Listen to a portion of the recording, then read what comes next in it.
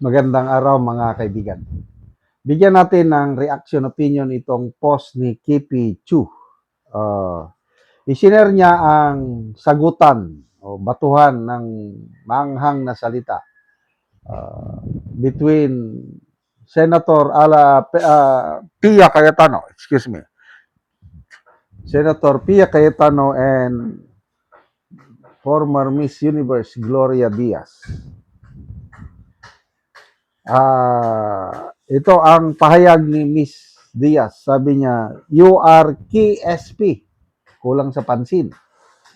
Your voice is irritating. Grabe, dapat ikulong itong tao na ito. Madrama. Sabi naman ni Pia Cayetano, hindi tayo sensitive. Sanay tayo dito. Pero, alam din natin kung pinapatamaan tayo, di ba? Hindi tayo tangi. Kaya, ang reaksyon ni Kipicho, sabi niya, pagpasensyahan nyo na po si Madam Gloria. Wife siya ni Bong Daza. Best friend ni BBM, si Bong Daza. In fact, it was BBM her ninong who walked Isabel Daza down the aisle on her wedding day. Irita lang siguro siya kasi pabagsak na ang kumpare niya. Ayun. So, matalik na magkaibigan, yon si Bong Daza at BBM. Well, wala na talaga. Deeply divided na ang ating bansa. Pro Marcos, pro Duterte. Kung meron mang neutral, kaunti, ito na lang mga kababayan natin na siguro yung mga hirap na hirap sa buhay na wala silang pakialam sa politika, ang kanilang iniisip yung survival nila. Okay, so ang reaksyon ng taong bayan, 14,000 ang nag-react, 10,000 ang tumatawa, 3,900 ang nag-like. Yun no, sinong nilalike nila at sinong tinatawanan. Okay? So, Daryl Yap, sabi niya, sa speech ni Amy sa ANC, sana daw natuto na si BBM sa nangyari kay Bong Daza. Fre Brigada, crime na ba kung madrama? May law ba o batas ba against raising a question at irritating voice, Ma'am Miss Universe? Madam G, there's this little thing called off button. It was invented even before you were born. Push it and your life will be at peace. Kaya naman pala ang lakas na kasabi na ikulong. Hay nako Gloria, as if you are relevant.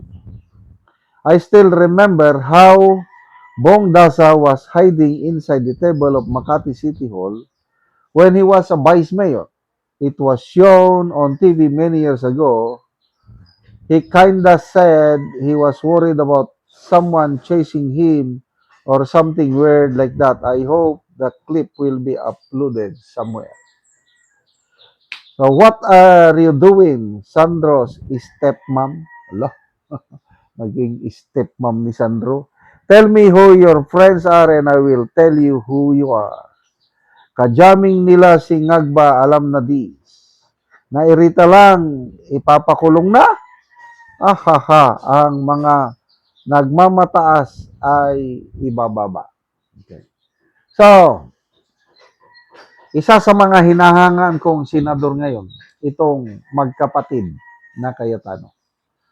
Maliban sa tatalino sila, no? Dahil mga abogado, yung record nila speaks for themselves. Itong si Senator Cayetano ang tinatarget, Alan Peter, tinatarget na naman, na para bang siya na ang isusunod na tatargetin para maalis siya dyan sa impeachment trial. Kasi sakit sa ulo nila itong magkapatid na Cayetano. Kita nyo? Sa trial, sila ang palaging nangunguna sa pagbibigay ng mga questions na mahirap sagutin. Dahil nga mga abogado, sayang lang, kung nandyan pa sana si Senator Marcoleta, mas grabe pa. Yung tatlo na yan, Marcoleta, magkapatid na Cayetano, ang laking tinik sa lalamunan nitong mga powers that be. But sige lang, may hangganan ang lahat. Kasabihan nga there will always be a day of reckoning. So, yung impeachment trial na sinasagawa is sayang-sayang lang ang pera ng taong bayan dahil milyones ang ginagastos. Tayo po ang kawawa sa ginagawang impeachment trial na ito, na sabi pa ni Congressman Edgar Erese is mas tanga ang mga naniniwala sa grave threat na binatawan ni BP Sara dahil yung grave threat na yon ay isang stupid threat na nasabi lang out of anger. Kaya is mga tanji ano. So, anyway, laban lang tayo mga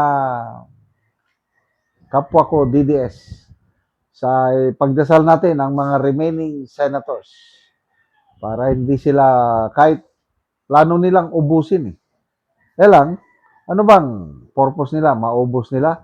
Mananalo ba sila sa impeachment trial? Makakaabot ba sila ng 16 na conviction votes?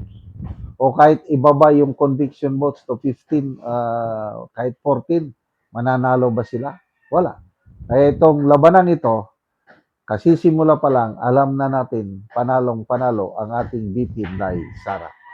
Salamat mga kaibigan sa inyong pagsubaybay sa channel nito. Nakakatulong kayo ng malaki sa tribong talanding ng Bukidnon dahil ang sweldo natin sa channel na ito is pantulong sa tribo.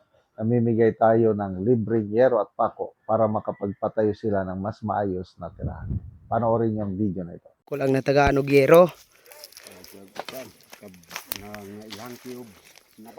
Tagaan daw siya og ginabang. So gibutang lang niya ang yero, wala niya nasandig tungod kay ang iyang balay kuha naman gyud nagtakinding na. Akso na gyud siya og tumba. So muni ang ilang gipuy-an sa iyang mga anak. So pito sila ani nga nagluon. So muna ni ang itsura sa ilang balay. Nga kawayan lang in taon ang atop. So mga lata na gid kaayo ang atop nila. Makita nato nga kuha na gid kaayo ang ilang gipuy-an nga payag. So mga sako lang ang dingding. Muna ni ang palibot sa ilang balay. Makita gid nato ang balay nga luoy na gid kaayo ang ilang pagpuyo. So muna ni ang pagpuyo ilang angkol. So ang ilang mga atop po. Mga gabok na gid kaayo ang kawayan na ilang atop. So muna ni ang ilang pagpuyo. Mga kaldero nila, ilang dingding nga mga sako.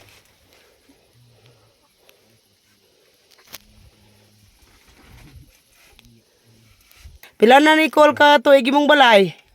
Kuan. Mga kuan ni. 8. 8 ka tuig na. Oo. So pila mo ani nga nagpuyo ining imong balay? Kuan. 7. 7 mo nga kuan lang ani nakigpuyo lang sa imong mga anak. So lisod gid kayo ang inyong pagpuyo. So unsa yung panginabuhian karon Col? Kuan. Ding mag-uuma. So mga mais lang binggala inyong pagkaon. Mais binggala. Kay naa naman mo diri nga lisod ng area ang inyong pagpuyo kay mga kawayan lang.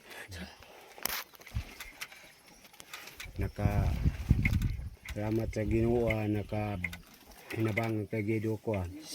atop desing. Nagpasalamat si Uncle sa Ginoo ug sa nagatag daw sa hirong makatop na sila. Sige, Col, salamat.